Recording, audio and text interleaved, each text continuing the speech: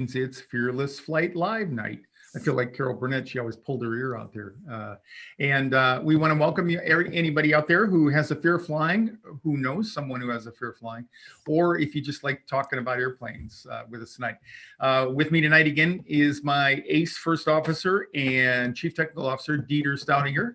Hey, Ron. Eric just called me. He just landed a few minutes ago somewhere on the East Coast. I don't know what he's doing. He tells me he's flying, but we never know. He's in search of the new Hawaii. There you go. Yeah, he's been eastbound. They changed the routing for the folks out of Phoenix here, so he ends up not going to Hawaii as much anymore. And I have a special guest coming up in just a few minutes, but we want to, of course, welcome everybody and thank everybody for joining us tonight. We are, I want to acknowledge all the people in the Birds of a Feather group. That group just keeps growing, and much to our delight. And people are giving each other a lot of support, which is our wildest dream. So keep coming back. It does work, and we'll jump in there when necessary. I've kind of put the word out to a couple of people there and done a few 15-minute coaching calls there. So and by all means, if you have not done a 15-minute coaching call, please consider doing that. It's where a lot of people started. And our guest tonight, that's pretty much where we started with her there. And we have one better for everyone who is going to fill out the survey that's on the screen right now, our Fear Flying Research study. If you choose to spend a little bit of your time to help us and help other fearful flyers get better services at airports from airlines and obviously from us as well, then you also, when you complete the survey, get entered into a draw for a 1-hour coaching session with Capt Ron. And so that would be a great combination between your 15-minute coaching session and then entering to win an hour-long coaching session. Do you want to say anything about the study, Ron? Yeah, as Dieter mentioned, this is something that I started way back in 2004 thing. And so we decided to relaunch it, and we updated it slightly. And it's really it'll provide a lot of insight. I think you'll get a good experience just answering the questions there. And then if you have participated in the study, we're going to run a webinar for all of you who did participate, and we're going to dish out the results. And ultimately, our goal is to use this information to leverage the information a little bit with the airlines to maybe get a little bit more awareness. It's interesting, the airlines, when we went into deregulation and all the lean years when I was flying, the airlines cut way back, and no one in the US has a fear flying program, officially airlines, whereas in Europe they're much more common. So we want to get the word out, and we do have, if you've ever done coaching with me or you've been in one of our classes, we have some tips and techniques for getting on the airplane early boarding and to work on making it as relaxing a process as we can. But the study will really help us, and we'll be able to talk turkey, if you will, with the airlines about what really is the issue. And there isn't really much out there. There's a lot of psychological studies about the nature of the problem, but not much with what it really means to people like you. So we'd love to have you participate in that. And as Dieter said, go into a drawing and for a free hour coaching with me, and you'll be eligible for the webinar that we're going to hold. So yeah, just a little bit more. I'm almost ready to put up the poll questions. So okay, what else are we going to talk about today? Yeah, I wanted to talk just briefly about, I've been the thing that I've been working on the most here, and I had a couple of 60-minute coaching calls this week related to that. It's about claustrophobia, and that is without a doubt one of the most challenging things for both me as a coach and for the people who suffer from that to deal with. And so I'll touch on just a couple of things that I learned about that tonight. And I hope to actually go in a little bit deeper with our guest, with Toni here in just a minute. We're going to talk about her. She's guested before, and we met several years ago, quite a few years ago now, and she's still happily flying. So we're going to bring her on in just a minute. We'll put the poll question up there if it's available. Yeah, Right. almost there. Just give me a second and I'll share. Okay. All right. Okay. You know what? While we're waiting for the poll question to show up, did you tell everybody that our Clit for Takeoff 201 class? No, of course not. So anybody who is going to be in the area in Phoenix on April 25th, we really encourage you to get out there and take a look at and sign up if possible for our next Clit for Takeoff 201 and 301 classes in Phoenix. Now that's the class where we're going to show up on Saturday, April 25th at 8 o'clock in the morning. We spend about 4.5 hours in the classroom in the morning. And then for those who are interested, we have a special briefing, and then we travel to the airport, and we're going to take a flight on Southwest Airlines from Phoenix to Las Vegas and back. That's the 301 class. It's one of the most fulfilling things that I do.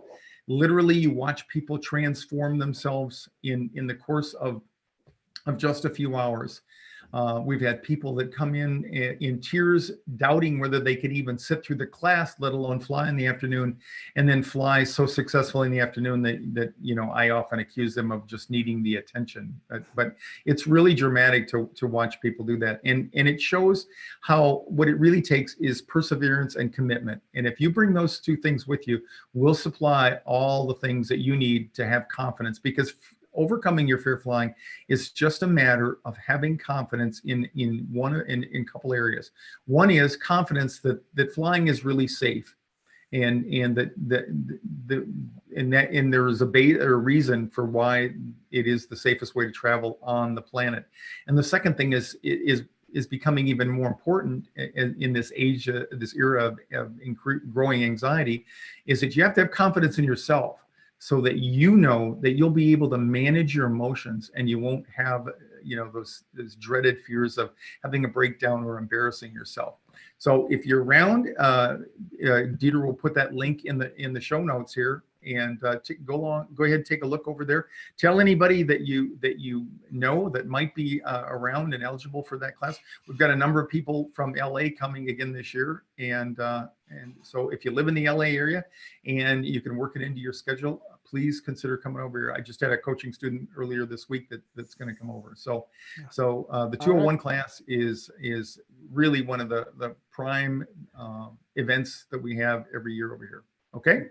So, and thank you for that. And for everyone who cannot come to Phoenix on April 25th, the poll question for tonight is, have you read How to Overcome Fear of Flying?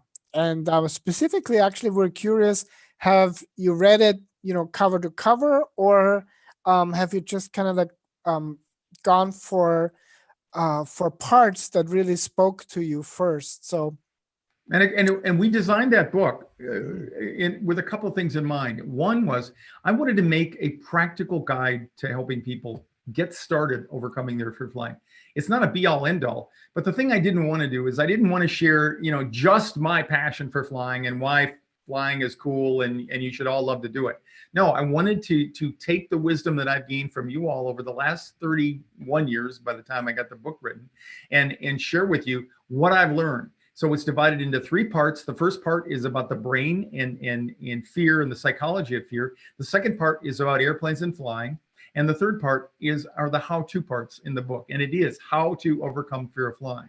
So, and as far as reading it, we didn't design it so that you would have to read it cover to cover. We fully intended for you to go through there and go to the part that you are most interested in to start with.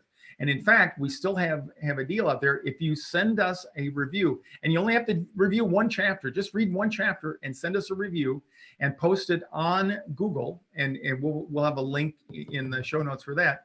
Then we have a special gift for you. We have a bunch of our Fear Flying 101 videos that we'll be glad to send to you. So please consider that and put down there if you. We're just doing a little bit of a survey here to see if you have those of you out here, if anybody has read the book or if you have part of it, and let us know. All right. Are we ready for our special guest, Capt Ron? Yeah, let's bring Toni in here tonight. Back by popular demand, mainly my demand, is Toni Trone. Hey, Toni, good to see you. Likewise. And Toni is someone that I remember the last time we talked, and now I've forgotten again. But it had to be 10 years or so ago, didn't it? When you moved from I remember you had been at the Raleigh airport and you were flying to the Boston area, Yes. right? Because Mark had gotten relocated up there. Yes. So yeah. And I wasn't going to get on that plane. Yeah. And we had done some coaching before that. I know we had talked on the phone, and I got up, and you reminded me here because I remember talking to you, and in fact, what happened is you called me and left the message, and it was early here because of the time difference. It was during the summer, so we had a 3-hour difference there, and I could tell the gist of what had happened before that, because before you even acknowledged my call, you turned to Mark, it sounded like, and you said, "See, I told you he'd call," and you explained that because he said he's not going to answer his Right. messages at this time of the day. So, but I did, and so just share that with everybody there. I mean, that's the essence of what I love with people. Usually I get a 24 hours before, not so many right at the airport, but it was so cute and adorable. So what was going on with you at that moment, if you can remember that? Well, I'd had the coaching and I felt great until I got to boarding. And Yeah. I'm like, wait, I'm having those feelings again, and I'm feeling anxiety, and I don't think I can do this. Maybe I should just meet y'all there and I'll drive. And my husband was getting a little frustrated with me, but I'm like, I'm going to call Ron. And he's like, what are you going to call, Captain Ron? What are you going to call Captain Ron about? I'm like, I'm scared. And he's like, well, you can call him, but he's not going to call you back. Like, he was confused at why I would even think of that. But yes, I called and left a message, and minutes later, Ron called me back, and he said, I got your message, and what can I help you with? And suddenly the weight just came off. I just felt like this, okay, someone here gets it. Now it's not just my husband saying, oh my gosh, it's just a quick flight, let's go already. It's someone who gets it, who understood my fear and why it wasn't irrational, or where it was coming from, and how to help me get into a place where I could actually then take my step onto the plane. Yeah. And so that was really helpful. If it wasn't for that, I'm not sure I would have gotten on. Yeah. Do you remember like the specific triggers? Obviously boarding the airplane was a trigger, but do you remember any stories that that went off in your head about the upcoming flight? Was it more about the mechanics of flying, worrying about the reliability of the airplane, or as some people are more prevalent to be worrisome about, are the emotional part of it, when they close the door and they feel trapped? Right. I do have severe claustrophobia. Like I cannot get in an elevator. Working on that, but you don't offer that class. So yeah. I am, for the most part, before that, it's all mechanics. It's what if this happens? What if that happens? What if we run out of gas? What if and then once I get on the plane, what's that sound? Oh my gosh, there's condensation. I wouldn't know what's condensation. I think the plane is on fire, or turbulence. And that's when because you lived in a humid part of the country in the Southeast. And so when that airplane comes in particular, and gets cooled down, as soon as they open the door, that warm or that cool air mixes with the outside warm ambient air. And that's what it makes a cloud in the airplane, basically. Yeah. And I've had people like that say, oh my God, we're on fire, or just walking onto the plane, I'd look around, and if it didn't look pristine, like if it was an older plane, I'd panic, like it's going to break. I know it's going to break. And then I'm dead. And so what I learned from all of my coaching was all those things that were what I thought were so significant and so painstakingly, like things that made me feel like my day is over. I'm going to die today. The coaching made me take each one of those little things and break it down and figure out why it was bothering me and what those feelings really meant. Like, what does this sound really mean? Or what is that condensation? It's not fire. Where is it coming from? Or feeling the turbulence. What does that actually mean? Once I knew exactly what those things were, the mechanics of the plane and why certain movements and certain sounds were happening, those were the kinds of things that once I got over that, because for me, knowledge is power. And so for me to get the knowledge, that was the thing that enabled me to get on. Yeah. And that's what I got from the coaching. And just a brief background on your fear, how long had you noticed that you were afraid to fly? At least 10 years. Yeah. No, yeah, about 10 years. I had flown before, and I had one real bad flight to Aruba. There was a bad storm that we somehow flew around, and there was such severe turbulence. I thought we were going to fall to the ground. Sure. Which I know now that can't happen. And then there was a fire on one of our planes, which happened to be just someone was smoking in the lavatory. But to someone has a fear of flying or has a little anxiety at that time, that just made it all 10 times worse. And then 9/11. So those things happen within like a 3-month time period. And then I was done. Yeah. So I would make arrangements to fly to go somewhere, but I just couldn't do it anymore. We just ended up driving everywhere, which, as people who have a fear of flying know, that adds, for us, it was 2 days on each end of the week of travel where we could have been enjoying ourselves. Yeah. So we missed a lot of vacation time because I was not able to get on the plane.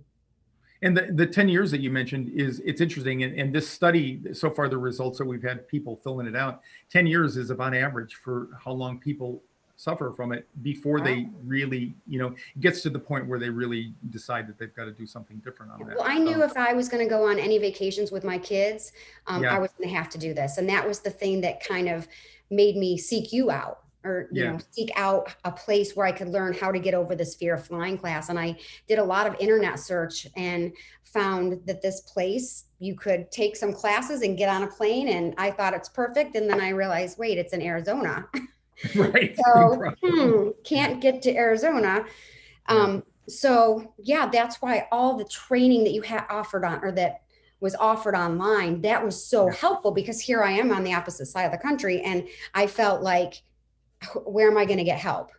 And I did, obviously, because now I'm, 10 years after that, I was flying all the time now. Yeah. And people, and so when you go to the airport now, or when you book a flight or anything like that, what is the experience like compared to, that day that we talked on the phone? I mean, do you still feel anxiety a little bit, I don't feel it. I don't. I have a little anxiety during turbulence still. Okay. Sure. But I'm not like, it's amazing. Of course, everyone has a little bit of anxiety because there's a lot of stress from the other passengers, and there's absolutely flights to catch. And I think for me, it's mostly like the turbulence still. For me. But then I have to go, wait a minute, I'm feeling anxiety. Why? Okay, it's turbulence that's making me kind of sweaty or jittery, or my heart pound a little. And then I hear Ron telling me this is what turbulence is. And then I go, it's not a big deal. And then I'm able to calm down, and I do some breathing. I always am doing breathing anyway, but that's really I don't really have a lot of nervous feelings when I get to the airport anymore. Yeah. And I'm really glad for that, but there's 3 things that mindfulness does for people. And that's really what you're doing, is being mindful when you remind yourself of that. Is, first you recognize the fact that you are anxious a little bit, or that you're having thoughts that could lead to anxiety in your case now. And the next thing we I've described as to regulate, which is really just accepting the fact that you are anxious, but also doing the cognitive work that you've done, recalling, okay, I remember this and I remember that, but you've got to have that data in your database in order to do it. Right. And that's, I think, one of the things that people don't see because and you helped me with this, but most people, they're just overwhelmed. Fear of flying is abstract to them. It's like, what do I do? It's, I just feel the anxiety and there's nothing. It's not like I can go out and take a tennis lesson or a golf lesson and improve my skills. It's how do I change that my mind and change my thinking? And that's really what you did. And it's just an organized way of doing it. And without you and your courage, to reach out to me, we wouldn't have done anything, and I was talking to somebody earlier this week more about the claustrophobia, which is really problematic for some people. And he happens to be pretty verbal. And I was telling him that the people who are the most verbal are the easiest ones to help because they're giving you the keys to their kingdom as they're talking.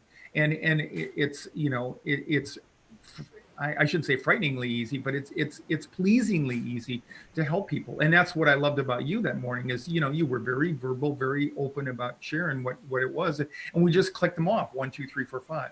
Yes. And the one thing I know I sent you a book, and I was just wondering, you were one of the big people that supported me. You said, you said you need to put this down in a book and stuff. And it only took me another 10 years or so, but I'm a slow learner. But is there anything in particular? I don't know if you've even had you don't need to read it anymore, but yeah.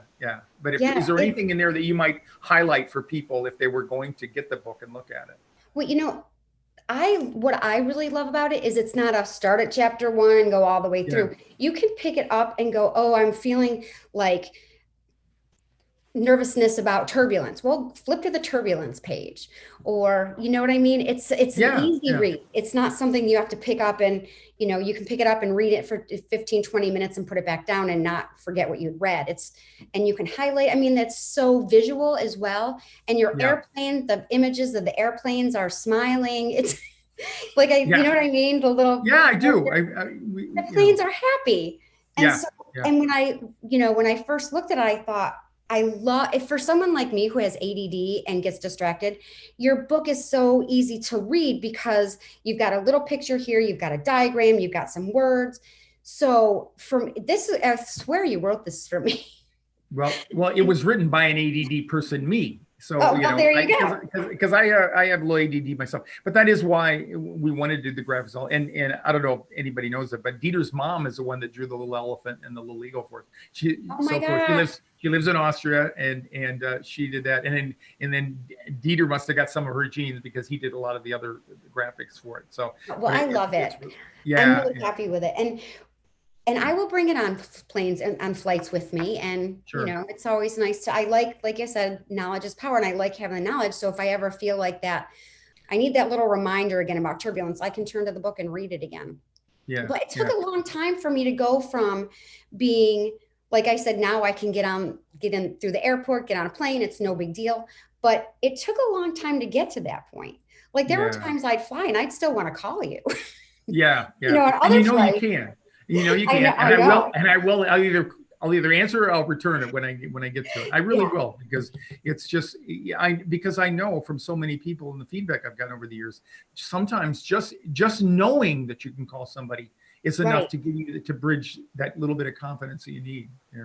But you're a great example of somebody who really took a risk and put yourself out there to get over it. And it's I don't want to say it's that simple, but it is simplistic in a way. You've just got to learn a few things to give yourself some cognitive stuff, to feed yourself when you start thinking about the airplane. And even the people who say, well, I'm not worried about the plane crashing or not working, I'm more worried about being just trapped in there. And I say to them, if that's really the case, then why would you be worried about having the door shut? Because if there's nothing going to go wrong, what difference does it make? But we're going to talk more about claustrophobia in the future, because I'm realizing what a huge problem it is for a lot of people. But I really appreciate you coming on tonight, Toni. Any words of wisdom for anybody out there, that because I don't know, but so many people, they say, well, she's not as bad as I was, and it's like, poor me, and I'm never going to get over this, and I'm the That's worst. what I thought. Yeah. And I everybody thought the tells same me thing. that. Yeah. I would say, don't be afraid to ask for help.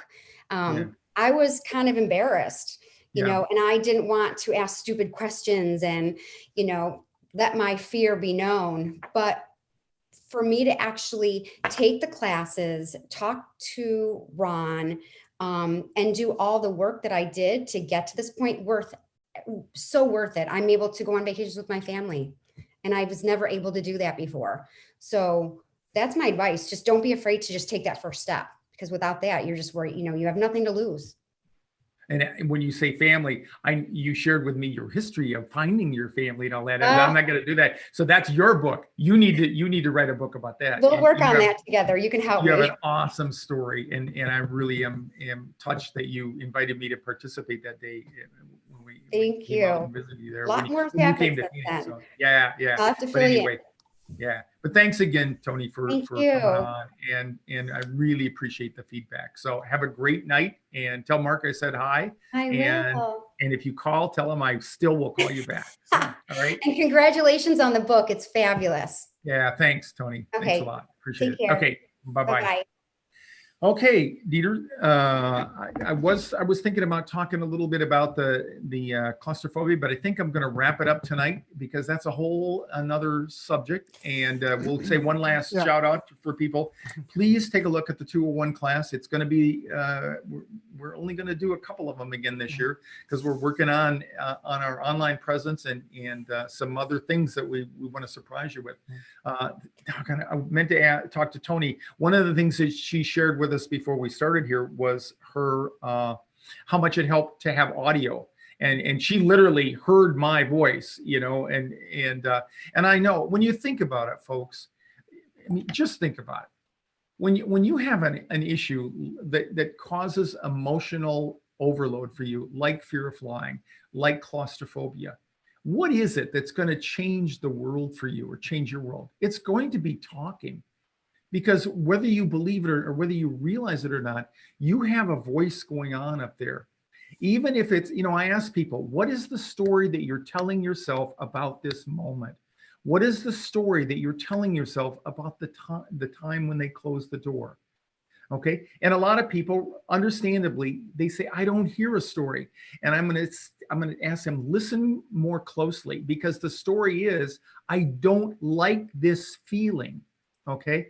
And the feelings are what's overwhelming to you. But what changes it is when you can either distract yourself sufficiently, which is why we use the Flight Harmonizer and recommend it highly. It's an audio program that we developed specifically for that. It has multi-evocation, which is many voices talking, and it has bilateral stimulation to cause you to replicate what goes on during REM sleep, which is when the brain heals itself each night. So if you want to get over fear of flying, whether it's technical in terms of you're worried about the airplane airworthiness and crashability or whatever, or whether it's emotional, if you're worried about claustrophobia or anticipatory anxiety, the bottom line is both of them. You need to learn a little bit more about flying, and you need to be able to practice mindfulness and get inside your head and respond to those little voices. So we just to kind of recap tonight, we want to thank Toni again for being our guest. I want to remind you about the 201 class coming up. If you haven't, get over there and fill out the Fear of Flying survey, because it'll put you in the drawing for a free hour of coaching with me. And also it'll make you eligible when we do the upcoming survey results. We're going to do a webinar and talk about that. I think you'll be fascinated when you look at the questions there. It may even give you insight as to where you need to go. And that's what coaching does for people. It's just a 15-minute coaching session for me. The number one goal is for me to help you build yourself a flight plan to get over this. That's what Toni did. Anybody you've ever seen, just about that I've interviewed on the show here, started with a 15-minute coaching session. So take advantage of it while I'm here, and you are too. So anyway, Peter, anything else? I do wanna say thank you to those of you who have commented on how the book has has impacted you and what you got out of it. And also thank you for the great feedback. Just like Toni said, we did want to make the book in such a way that it's not just text, but actually guiding you from where you are to where you want to be, which is free of the fear of flying. So there was a lot of thought and a lot of sweat and tears and everything into this, just so that we can provide that experience. And just let me one thing. Yeah. The average American reads 12 books a year, I saw it on the internet, so it must be true. And this same resource said that Bill Gates reads 50. And that, at first blush, that looks kind of overwhelming, but I find myself, I was not a reader in the days when you had to have a book in your hand and I wasn't joking with Toni. I am a little bit ADD, which is a very helpful deal when you're a pilot to keep track of all the instruments. But when it came, when audio cassette books or books came out on audio cassettes and now digitally, that changed my life. And I really do read about the equivalent of about a book a week. And so I can say with certainty you can do that. And there are people who read more than that. But the one thing that they pointed out was when you read and the more you read, the greater chance of success you have in your life, because some of it sticks. I'm living proof. I don't know how smart you think I am now, but I'm definitely better off now since I've started to read. And it's fun for those of you who might like audiobooks and were like me, you don't have the patience to read a book in hand.